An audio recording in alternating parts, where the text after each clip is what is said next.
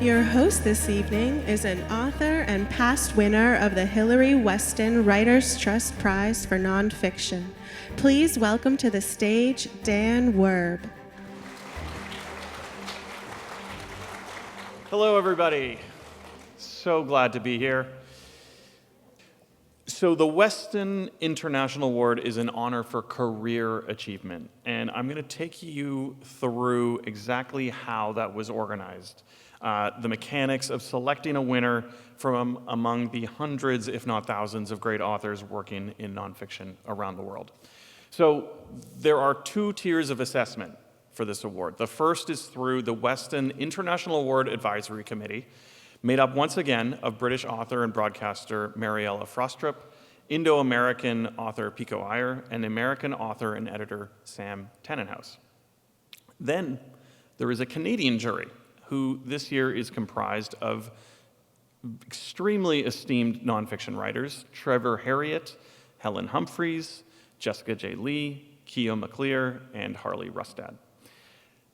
They had the intimidating task of reading deeply into the entire careers of long-listed writers to select the one that, in their opinion, was most worthy of being named the 2024 laureate. So to speak on behalf of the jury, we are honored to be joined by Helen Humphreys tonight, who is the author of over 20 books and the 2024 winner of the Matt Cohen Award, which is also administered by Writers Trust. So to read the jury citation and introduce this year's winner, please welcome Helen Humphreys.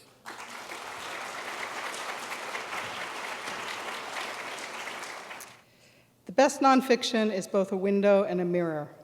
It exposes, reflects, and filters light. Pankaj Mishra is a writer for and of this difficult and complex world we are creating. With unflinching prose, honed reasoning, and undeniable relevance, he traces global histories of fascism, liberalism's complicity with empire, and the erosion of fragile legal and moral international covenants. He pushes us to stare unblinking at this fracturing and reforming contemporary moment. Through a compelling and essential body of work that braids memoir, philosophy, history, sociology, and criticism, Mishra proves he is a master of dissembling and uplifting magmatic argument and pressing issues of identity, nationalism, and belonging. Speaking to a time when democracy itself is at stake, Mishra is a light cutting through shadow. Please join me in welcoming Pankaj Mishra to the stage. I'm really extremely grateful to this incredibly distinguished jury that chose me for this extraordinary prize, a prize, a gift that seems to keep giving. I mean, I already feel I've been introduced to, it's a great privilege to be introduced to the jurors, to be introduced to their wonderful work, and through them, just through conversations, I'm discovering the work of other writers in Canada.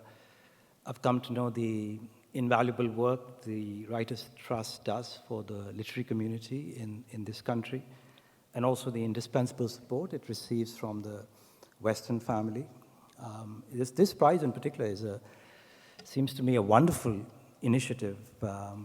It sort of advances, I think, very essential task, which I suppose all of us, all these different countries should be undertaking, of opening Canada and the world to each other. So thank you again. In the beginning was the press, and then the world appeared. This is something an Austrian writer and probably the first great media critic, Karl Kraus, wrote in 1921. He was really living through early 20th century, late 19th century, through an apocalyptic era.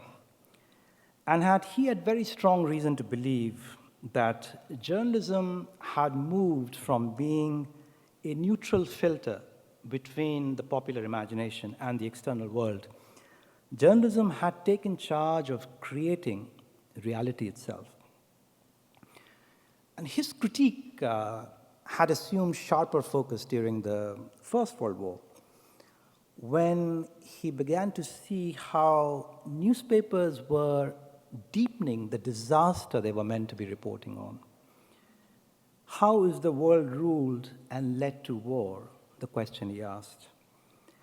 He argued, quite provocatively, that the origin of the 20th century's seminal calamity, the First World War, that origin lay in a continent-wide collapse triggered by the press of cognitive and imaginative faculties, something that allowed European nations to blunder into a war they could not anticipate at all, nor could they find a way of stopping it. Through decades of practice, Krauss wrote, the journalist has produced in mankind that degree of unimaginativeness which enables it to wage a war of extermination against itself. It may seem very easy to look down from our perspective, from our vantage point, on this very small, very parochial world of periodicals in Vienna that Krauss was fulminating against. But today, as ferocious wars rage unstoppably in Europe, third year now of the war in Ukraine, and of course, the Middle East, almost a year of the war in Gaza, all these wars threatening wider wars, and of course, rending the social fabric of several societies. This critique of Krauss of the Fourth Estate, the so-called pillar of democracy, not only becomes more pertinent, it resonates as a broader analysis of the decay of democratic institutions around the world, especially in the West. Now, this fragility, this innate fragility of democratic institutions was evident long ago to the Asian and African subjects of European powers. Mohandas Gandhi, who saw democracy as literally the rule of the people, kept insisting throughout his life that democracy is merely nominal, as he put it, in the West. It had no reality because in his eyes, so long as the wide gulf exists between the rich and the poor, so long as the voters take their cues, and this is a direct quote, the voters take their cue from the newspapers, which are often dishonest, there can be really no democracy. It will remain nominal. An equally blunt assessment today would conclude that a large part of the digital media is now systematically dishonest, trafficking in fake news and conspiracy theories. The mainstream press, of course, maintains its pretensions to political and ethical responsibility, claiming to be a beacon in the darkness where democracy supposedly dies. But the evidence of its inadequacy and even corruption has accumulated rapidly during my own 3 decades in journalism. My career as a writer of literary nonfiction really began with the War on Terror, the seminal war, the seminal calamity of our own century, which devastated large parts of Asia and Africa and eviscerated civil liberties in the West before finally ending in the Western retreat from Afghanistan in 2021. Early in 2001, I had traveled to Afghanistan and Pakistan and published long articles for Granta and the New York Review of Books. Now, these articles appeared soon after 9/11, and as a consequence, many in the European and American media came to see me as some kind of a terrorism expert. I didn't really reject this absurd label as vehemently as I should have, because there were back then, some of you might remember, very few writers of non-Western origin in the Anglo-American press. And I really felt oppressed by a sense of responsibility. I recoiled from this label, terrorism expert, and this, idiotic question, why do they hate us?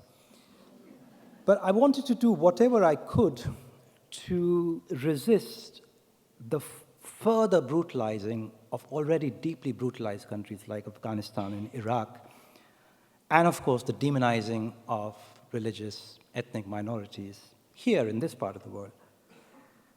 As it happened, I could only look on incredulously as the BBC screened a documentary on prime time about how wonderful the British Empire was.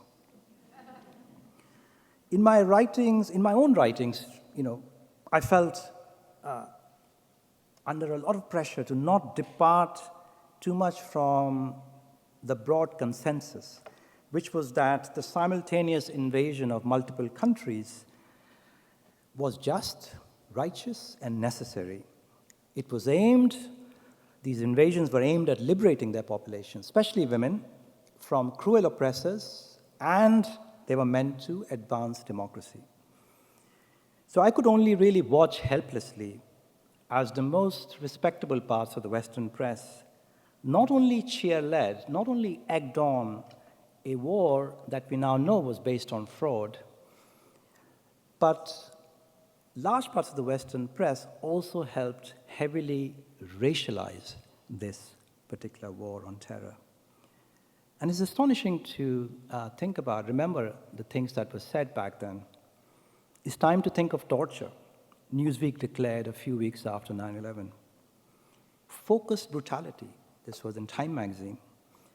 In the New York Times magazine, Michael Ignatieff urged Americans not only to embrace their imperial destiny and invade Iraq, he also defined how black and brown bodies could be subjected to forms of sleep deprivation and disorientation, like keeping prisoners in hoods. This article, by the way, appeared inconveniently just as the first pictures of hooded prisoners in Abu Ghraib emerged. We hear rhetoric today from Donald Trump and his vice presidential candidate about Haitian immigrants and are startled by the cruelty and malice.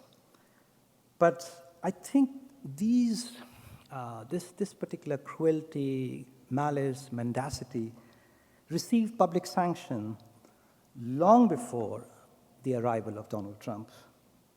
I remember as the invasion of Iraq got underway, because that's when I canceled my subscription, The Atlantic, one of the oldest magazines in the United States, laid out the advantages of torture light in a cover story. The New Yorker published a report by Jeffrey Goldberg, who's now The Atlantic's current editor, detailing non-existent links between Al-Qaeda and Iraq. Today, of course, the war on terror is widely accepted, indeed by the people who helped wage it, as a military and geopolitical failure. I don't think it's still fully understood as a massive intellectual and moral fiasco, a doomed attempt by the Western media, as well as the political class, to forge reality itself. And partly because this disaster was unacknowledged, editors and writers pushing false narratives and cheerleading violence and brutality remained entrenched, even received promotions. That disaster is being reenacted today in the Western media's coverage of Israel's war on Gaza. Another war that has ignited probably a much bigger bonfire of international and legal norms and deadened and perverted consciences. The historian Umer Bartov, major historian of the Holocaust, has pointed out recently that Israel, ostensibly responding to an unprecedented and brutal terrorist attack from Hamas, sought from the very beginning, as he put it, to make the entire Gaza Strip uninhabitable and to debilitate its population to such a degree that it would either die out or seek all possible options to flee the country. That has been obvious for some time. Moreover, the liquidation of Gaza, unlike many atrocities in the past, including those of the war on terror, has been live-streamed by both its perpetrators and victims.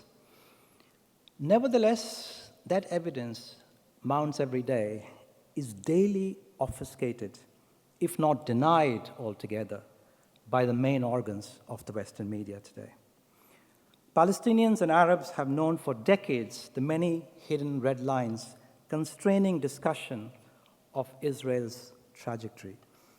My own sporadic attempts to tackle the subject in the past made me aware of the many repressions, many prohibitions that surround this particular subject. But today, it's not just non-Western perspectives like mine that are being suppressed or unheeded. Senior editors, as has become clear lately, seem to have decreed a broader proscription while trying to preserve their pretzel logic, that as Gideon Ruckman, chief foreign affairs commentator of the Financial Times, put it, the best chance of preventing a humanitarian catastrophe in Gaza is to support Israel. In garish contrast to the clear identification of Russian barbarity in Ukraine, the passive voice is the preferred mode in reports of Israeli atrocities, making it harder to see who is doing what to whom and in what circumstances. The headline of a BBC report, which was about Israeli soldiers unleashing an attack dog on a disabled Palestinian and then leaving him to die, the headline of this report was, "The Lonely Death of a Gaza Man with Down Syndrome." The report on a very grim landmark in the New York Times, the killing of 30,000 people, overwhelmingly women and children, was headlined, "Lives Ended in Gaza." There are literally hundreds and hundreds of such headlines and reports out there. There are these unverified reports, eventually exposed as false, of beheaded babies, given huge prominence by journalists who have together drawn a veil of silence over the multiple documented reports of rape and torture in Israeli prisons. The Atlantic has even argued, after the murder of thousands of children in Gaza, that it is possible to kill children legally. So this account, this latest account by the Western media of Israel's self-defense, yet again exposes the radical and increasing discrepancy between what is said by mainstream journalists in the West and what the rest of us can see happening in the world today. I personally cannot avoid a sense of déjà vu and an old question. Is it still possible to enlarge cognitive capacity within this dwindling kingdom of Western journalism? For me, an enchanted realm, a realm that I wanted to be part of, and in which I have actually spent profitably most of my own life. It's a question worth asking because we do inhabit a much, much bigger world than the one inhabited by Karl Kraus in early 20th century Vienna, with infinitely greater variety of experiences and perspectives available to us. There's a lot more demographic diversity in publishing, media offices, periodical offices, book publishing offices than when I started out as a writer. So then, you have to ask, could these continuing intellectual, moral debacles of journalism be avoided by a less conformist climate of opinion and an openness to different experiences and viewpoints?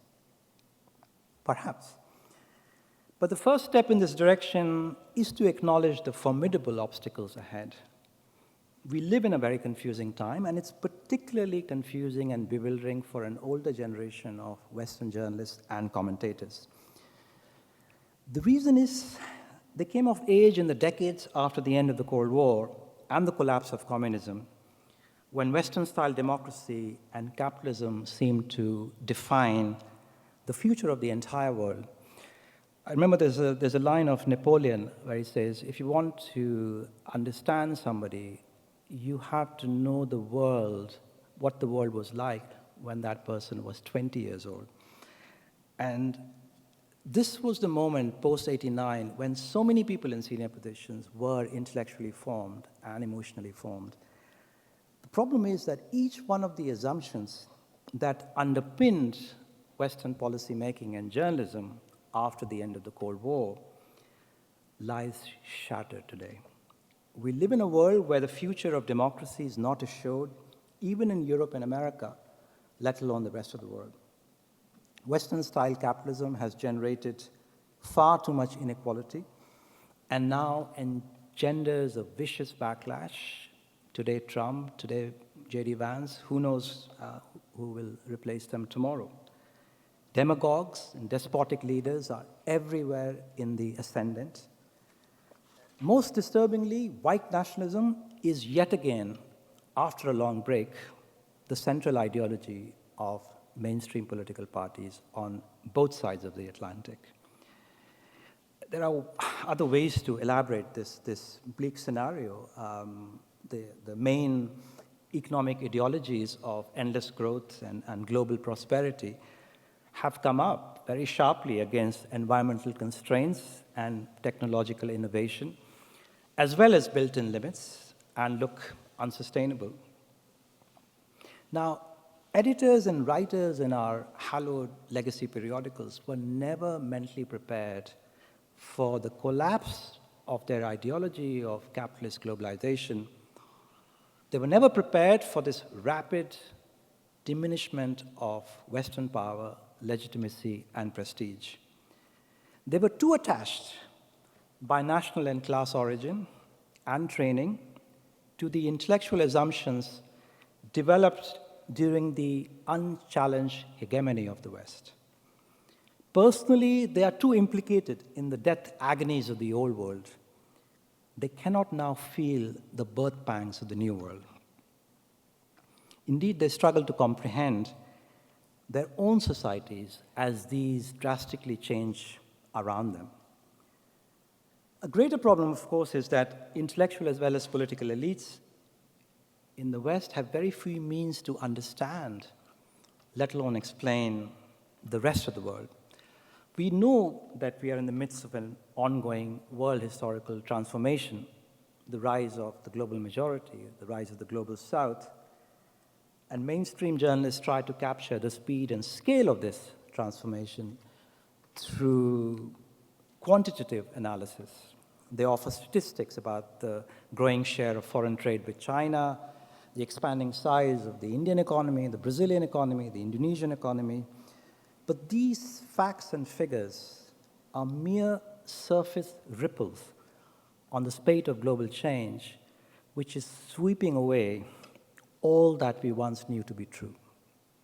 We inhabit a world that differs radically in all its political mentalities and emotional outlooks, as well as economic structures. It differs radically from the world that existed just 2 decades ago. And the reason, I think the very simple reason for that there is a different narrative that this global narrative has long subscribed to, a different story about the world, a different story in which they place themselves, in which they measure their potential in the future, and that story is of decolonization, which is the central event of the 20th century for a vast majority of the human population. The word was, of course, first used to describe a historical process that began in the 1940s when the so-called darker peoples, in W.E.B. Du Bois's word, began to liberate themselves from direct and indirect Western rule in Asia and Africa. But today, decolonization denotes more than just world historical shifts of political and economic power. For many people living in this part of the world, it also serves as a shorthand for describing the way many non-white peoples including many African Americans, immigrant populations, locate themselves in a longer historical continuum. This is why Western leaders and commentators who were too absorbed by the post-89 fantasy of the end of history are called upon to understand not only a crucial historical dynamic, the old dynamic in some sense, the rebalancing of Western power that was originally built through imperialism, but they're also called upon to understand the different ways in which, cultural ways, psychological ways, in which that rebalancing is being manifested today. This is a tall order to understand all this, because even some rudimentary facts of global history, imperialism or decolonization, are not so easily discovered. They languish in darkness behind these brilliant and grand Plato to NATO narratives about Western civilization. I remember when I started publishing in the 90s in Europe and America, writers and journalists commonly presented their countries as spiritual heirs of Athenian democracy, Renaissance individualism, and Enlightenment rationality.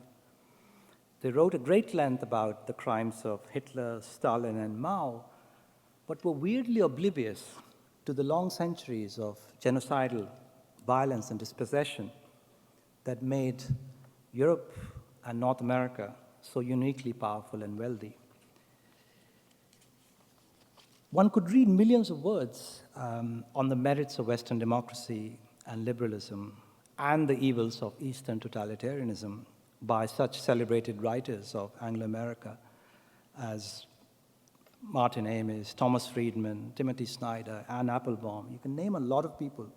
You could read millions of words without encountering a paragraph on the consequences of slavery, imperialism, and decolonization. The so-called liberal internationalists barely manifested any awareness that North America's, Western Europe's own democracy had been secured ultimately by mass bondage, colonial dispossession, and genocidal wars against indigenous peoples. This ignorance, which was once an affordable luxury, would be fatal today for a younger generation of journalists, writers, and commentators. They confront a global order where democracy and liberalism, or even ordinary political stability, are not a given, no longer a given. They are required to see the world as it is, without the imperative, which was very strong during the Cold War, to prettify one side. They are, in one sense, forced to accurately chart our fragmented geopolitical and cultural landscape, and to recognize its multiple histories and geographies. They are forced to recognize the newly emerging constellation of forces. This would mean, a lot of this recognition would mean recognizing that what united the disparate struggles of the wretched of the earth was a shared conviction that racial privilege should no longer underpin the global order. We see this heightened consciousness today very clearly in the furious rejection by the non-Western world of the violence in the Middle East. That violence is yet again demonstrating, to great rage in different parts of the world, the ease with which black and brown bodies can be seized, broken, and destroyed outside all norms and laws of war. And if this particular slaughter, enrages and alienates the global majority, it's because this antagonism between Israelis and Palestinians is mapped on one of the most treacherous fault lines of modern history, the color line described by Du Bois as a central problem of international politics in the early 20th century. But even before the war erupted and coverage of it became crudely mendacious, people of non-Western ancestry were making urgent demands to decolonize Western systems of knowledge. Decolonization really, in some sense, lives today in demands from the so-called darker peoples for a change in the self-image of the former empires that enforced white supremacy. This involves an overhaul of public cultures, from replacements of place names, statues, museum holdings, to refining of academic curriculum, journalism, and political rhetoric. Understandably, this makeover is unacceptable to many people. And their response is to double down on failed ideas and assumptions and scramble to reinforce the structures of inequality that benefited them for a long time. White nationalism in politics, which is a toxic phenomenon, has come to have a sinister counterpart in the cultural realms that seeks to stamp out intellectual diversity, even while paying lip service to demographic diversity. We've seen this despotic power at work in the attempt by many in Western political corporate media classes to suppress scholarly and artistic explorations of racism and imperialism. We see this extraordinary spectacle of Toni Morrison being banned. We see it now in the crackdown on ordinary political dissent. A lecture that I was scheduled to give on Israel, Gaza, and the West for the London Review of Books was preemptively cancelled by its host, the Barbican Centre in London. Coming to Canada, I've discovered more instances of people who are trying to resist the enforced depoliticization of literature and the arts, and who then find themselves ostracized. In 2018, the New York Times called Wanda Nannybush one of the most powerful voices for indigenous culture in the North American art world. And then she was disappeared, ominously reminiscent of the way even very powerful people used to be airbrushed out of public life in totalitarian societies. Naomi Klein writes that the extraordinary raids, arrests, and property seizures of the Indigo 11 represent an attack on political speech, the likes of which I have not seen in Canada in my lifetime. Kagiso Lesogo Molepe asked at the Writers' Trust Gala, the time is coming when the world will start to apologize for what is happening. And when that time comes, we will be asked, what did you do with your power? It's a question that all of us have to ask ourselves. But many cultural institutions have at best assumed the posture of those Democratic delegates in Chicago recently, who plugged their ears to the names of dead Palestinian children as they walked out of the convention center. At worst, this is at best, at worst, a range of Western institutions from Ivy League universities to public broadcasters have resorted to patently anti-democratic measures, violating their own sacred principles of freedom of speech and conscience. Liberal periodicals, such as the New York Times, have helped stigmatize those protesting against the slaughter of innocents in Gaza. Yesterday, the University of California put on its website a list of military weaponry it seeks in order to wage war on its own students. The list includes 3,000 rounds of pepper munitions, 500 rounds of 40 mm impact munitions, and 9 grenade launchers. I wrote in late February that we are seeing some kind of collapse in the free world. The evidence has accumulated with ominous frequency since then. Perhaps that shouldn't be surprising. The intellectual incompetence and moral corruption of the Fourth Estate was predicted right from the time Karl Kraus warned against what he called the intellectual self-annihilation of mankind by means of its press. Looking ahead to our own era, Gandhi predicted that even the states that are today nominally democratic are likely to become frankly totalitarian. Since a regime in which the weakest are supposed to go to the wall and a few people thrive cannot be sustained except by violence, either veiled or open. Václav Havel, the Czech writer, eventually the president of his country, who's celebrated as an anti-communist dissident in the West, actually argued in 1984, when communism was still in power in his country, that totalitarian systems in Eastern Europe represented the future of the Western world. He warned against a power that operates, this is the direct quote, a power that operates outside all conscience, a power grounded in an omnipresent ideological fiction which can rationalize anything without ever having to brush against the truth. It's hard to avoid despair when we see ideological fictions rationalize everything, even a mass slaughter of children. I certainly feel less confident after Gaza about the possibility of recovering from the post-truth age. My own contributions to literary and intellectual journalism over 3 decades now seem very insignificant, disproportionate to the recognition and material rewards I've received. But I cannot fail to recognize at the same time how urgently we need fresh ideas about how to rethink our past and how to chart our way out of the present into a livable future. I strongly believe the visions for those will come from a younger generation of writers, artists, and journalists.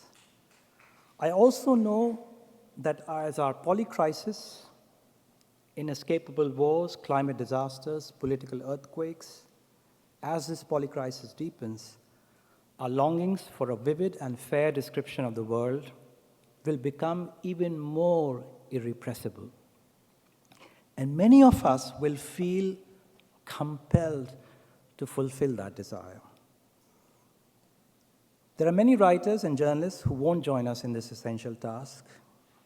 These are the more than 100 writers, nearly 200 at this point, writers, academics, and journalists killed by the IDF in Gaza. I cannot get over the fact that these extrajudicial executions of our colleagues are still largely unacknowledged by literary, academic, and journalistic communities in the West. Increasingly, it seems that, as Arundhati Roy pointed out, the only moral thing Palestinian civilians can do, apparently, is to die.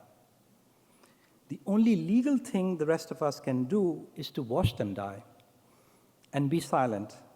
If not, we risk our scholarships, grants, lecture fees, and livelihoods. Today, I must join those trying to break the inhuman stranglehold on our minds and souls and our consciences. I dedicate this prize to the memory of writers murdered in Gaza. I've already given away much of the money that comes with it.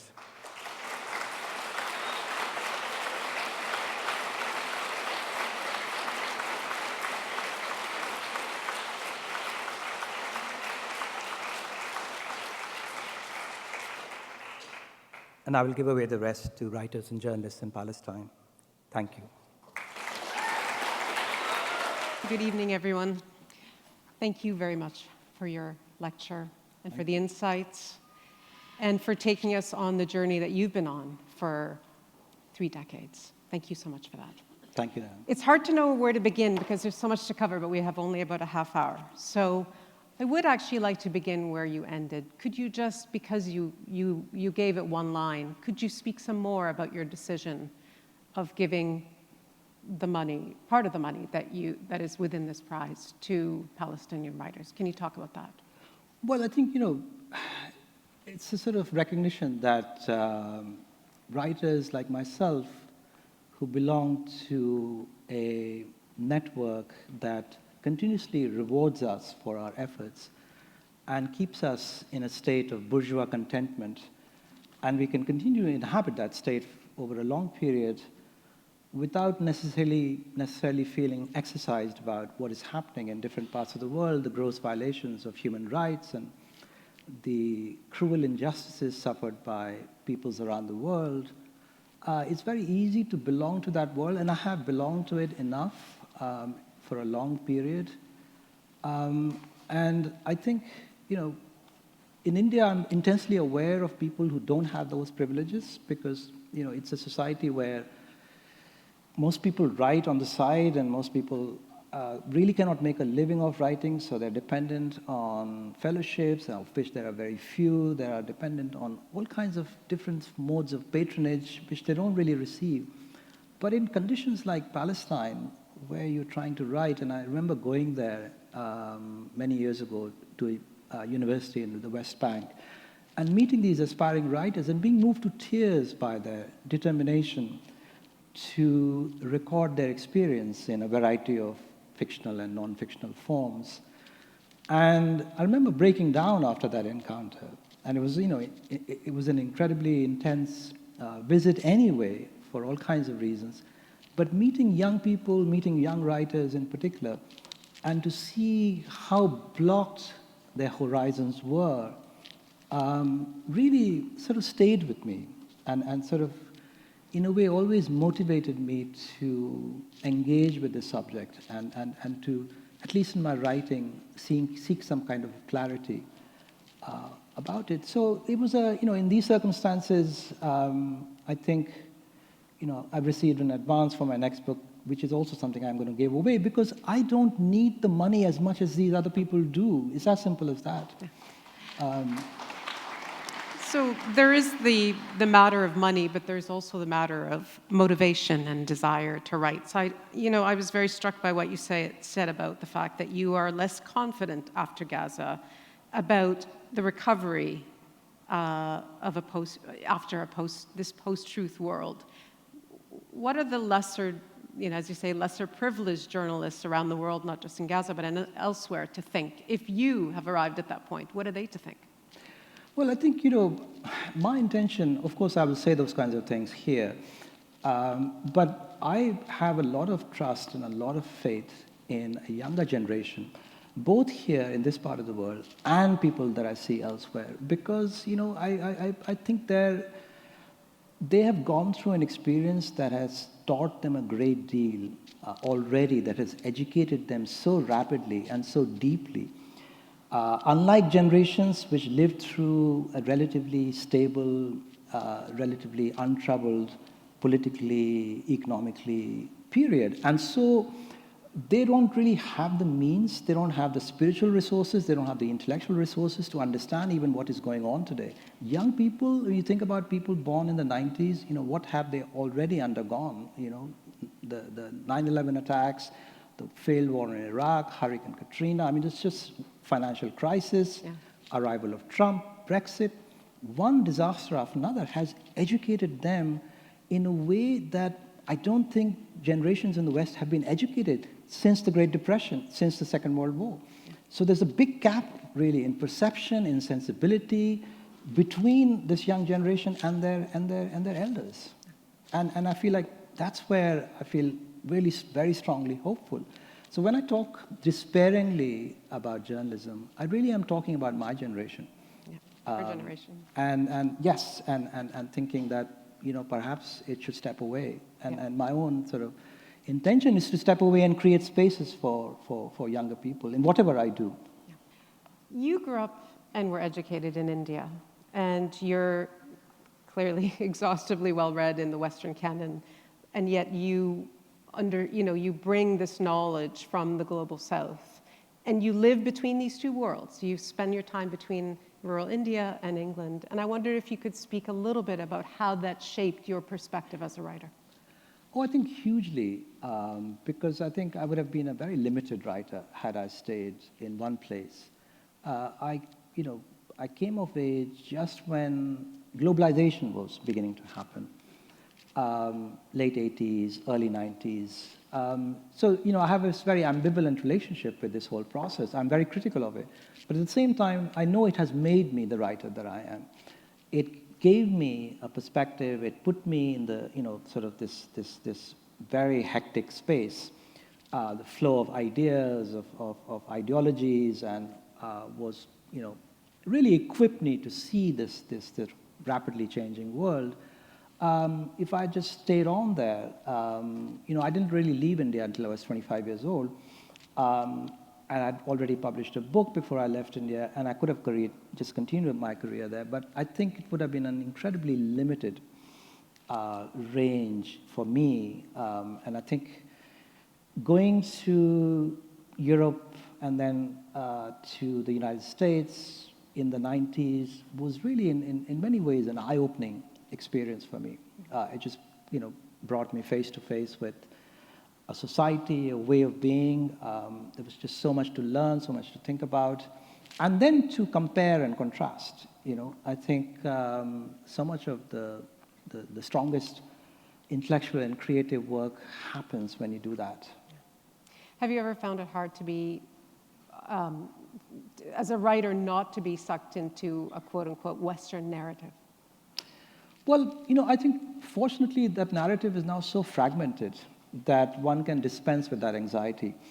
But certainly, I've always felt that I was not part of that narrative, and I was certainly made to feel that way. There was always always a little bit of a pointed tone in many of the responses I used to receive, which is that, why is he so critical of us? Because the general assumption was that you would want to be part of this narrative and to benefit, really, because there were so many benefits to be had from joining the right think tank, from joining the right kind of magazine and writing in a particular way. So fortunately, the temptation was never strong enough for me to be part of that narrative. Right, yeah. Last thing is, in times past, it has always been a question among writers and artists and nonfiction and fiction alike of what the role that they play is in times of turmoil. As we watch authoritarianism on the rise, as we watch democracy, as you say, weaken, what is the responsibility of writers, artists, doesn't matter what type? What is the main responsibility? Well, I think, to be true to their experience, because I think placing too many expectations on writers and journalists, especially writers of fiction, would be extremely unfair. Because, I think they are part of a society where moral responsibility, political responsibility has been assigned to other actors. It's been assigned to politicians, it's been assigned to journalists, it's been assigned to the judiciary. Of course, in times of crisis like this, when the US Supreme Court is full of unsavory people, when the presidential candidates are really unbearably crude, with absolutely zero sense of ethical responsibility, we come to expect writers to stand up and assume those responsibilities. But again, it's a very unfair expectations, because their responsibility really is to be true to their experience and to render it as accurately as possible in prose. It's something that we come to automatically assume and expect. But it's because, as I said, because of the breakdown of those other institutions. Unfortunately, that's all the time we have. Thank you so much. Thank you. Pankaj Mishra. Really a pleasure talking to you. Thank you very much. Not nearly enough time.